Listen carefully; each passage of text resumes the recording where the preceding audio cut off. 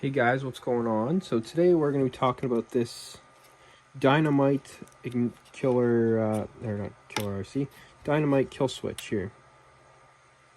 So I have it installed.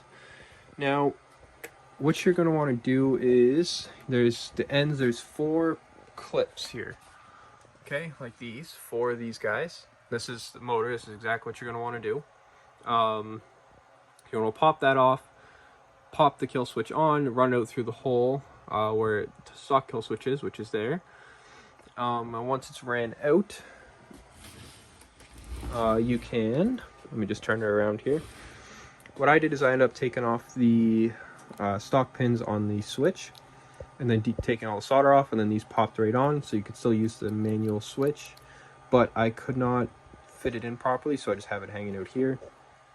And then zip tied it all and over to here, which obviously my DBXL isn't done yet. I still need plate from Killer RC, extended battery box, gives you more space.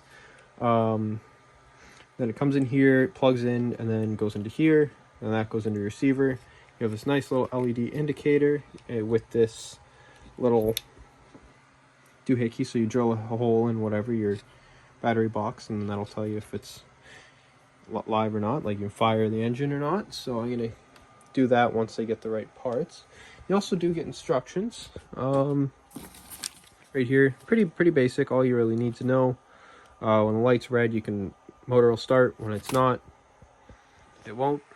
So I'm gonna go fire this, and we'll test it. We'll see, well, if it works or not. Just on channel 3, I'm gonna be using this radio with it.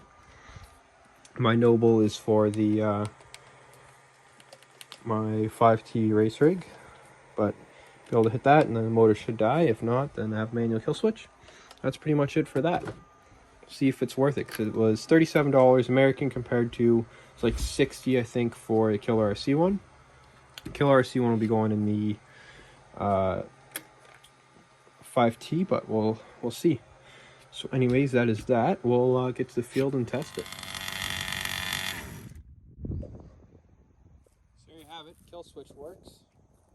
It's good. Definitely some problems here with the DBXL. I don't know what's going on. I'm gonna have to screw with it and figure it out, but kill switch works anyways, and that's all that matters for that. But something's definitely weird's happening with it, because it keeps just puking up fuel through the vent cap in the fuel tank, so I don't know. Odd. Other than that, you can see the plates. Technically, it's still in break-in, so that's just all a bunch of shit from making the motor, but yeah. Mint. Kill switch works. Should probably show this too. So that's radio on, means the engine's running. Shut the radio off. Off.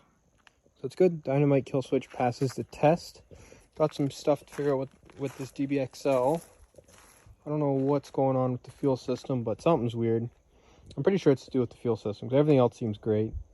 Yeah, I don't know if there's some weird pressure stuff going on in the tank, but anyway. That's kill switch. Works great.